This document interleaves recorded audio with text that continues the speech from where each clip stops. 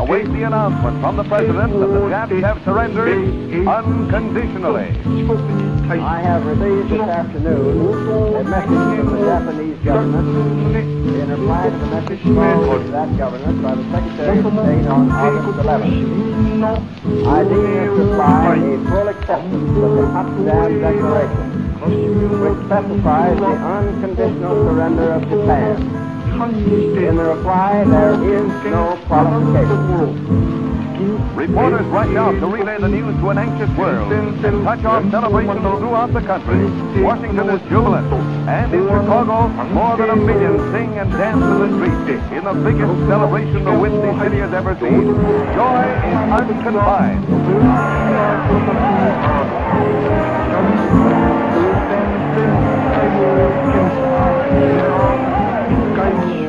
It was 4 o'clock Pacific time in San Francisco when the announcement came, and people were quick to leave their offices for an impromptu, spontaneous celebration. But it was in that city's Chinatown where Victory Day was the most joyous. Firecrackers that had been hoarded for years are set off in a triumphant roar.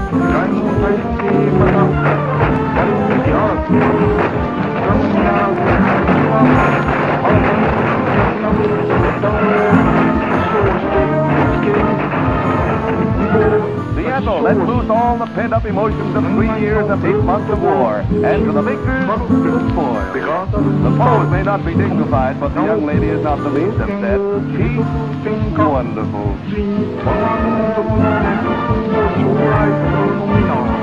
The Navy photographer gives us a preview of Admiral Halsey's ambition to ride the Emperor's white horse through the streets of Tokyo. Their rallying cry is "Go to it, Admiral," and so say we all of us.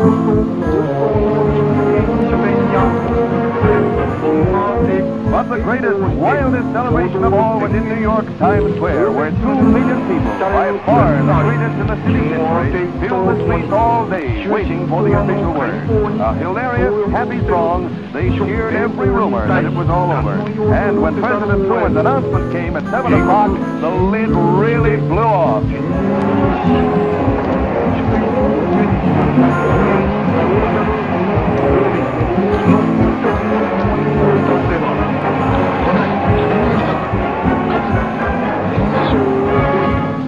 Thousands of proud American flags dotted the square, and as the day wore on, hilarity reached a high peak.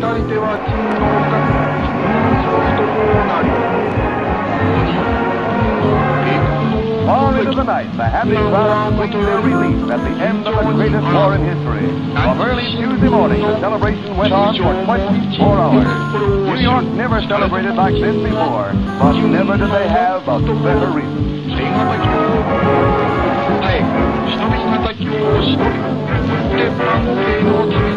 That sign means just what it says. It's the end of gas rationing. The gleeful cry of "Fill her up" is echoing throughout the land. For America is rolling again without benefit of OPA. Imagine doing that a month ago. And there's another little item that gave you spots in front of your eyes. Yes, we're rolling again.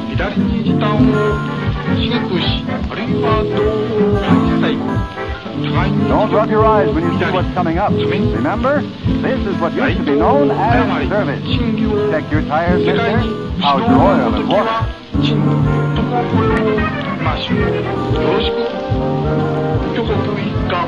And step on it, you guys. The war's over. We've got places to go.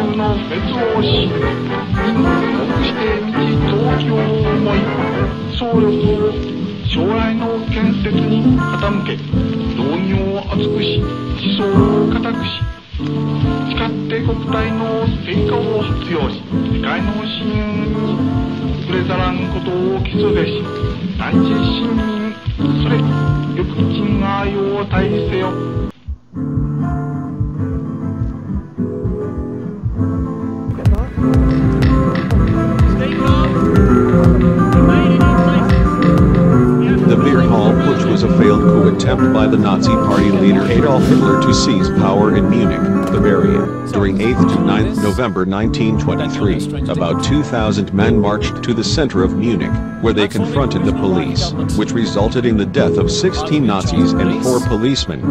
Hitler himself was wounded during the clash. In the early 20th century, Many of the larger cities of southern Germany had beer halls where hundreds or even thousands of people would socialize in the evenings, drink beer, and participate in political and social debates.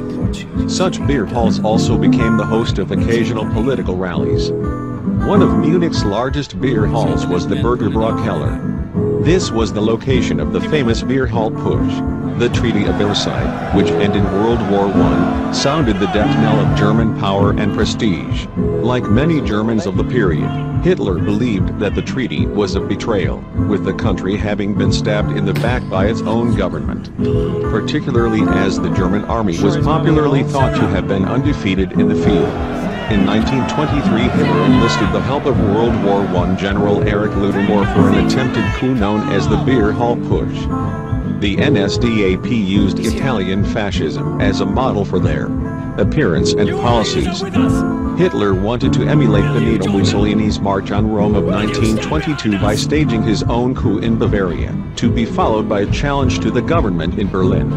Hitler and Ludendorff sought the support of Staatskommissar, State Commissioner, Gustav Ritter von Kahr, Bavaria's de facto ruler. However, Kahr, along with police chief Hans Ritter von Caesar and Reichswehr General Otto von Lossow, wanted to install a nationalist dictatorship without Hitler. On 8 November 1923, Hitler and the SA stormed a public meeting of 3,000 people organized by Kahr in the Burgerbräu Keller, a beer hall in Munich. Interrupting Kahr's speech, he announced that the national revolution had begun and declared the formation of a new government with Ludendorff. Retiring to a back room, Hitler, with handgun drawn, demanded and got the support of Kahr, Caesar, and Lossow. Hitler's forces initially succeeded in occupying the local Reichswehr and police headquarters, but Kahr and his cohorts quickly withdrew their support. Neither the army nor the state police joined forces with Hitler. The next day, Hitler and his followers marched from the beer hall to the Bavarian War Ministry to overthrow the Bavarian government, but police dispersed them. 16 NSDAP members and 4 police officers were killed in the failed coup.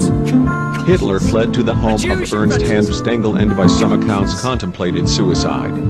He was depressed but calm and arrested on November 11, 1923 for high treason. His trial before the Special People's Court in Munich began in February 1924, and Alfred Rosenberg became temporary leader of the NSDAP. On 1 April, Hitler was sentenced to 5 years imprisonment at Landsberg prison.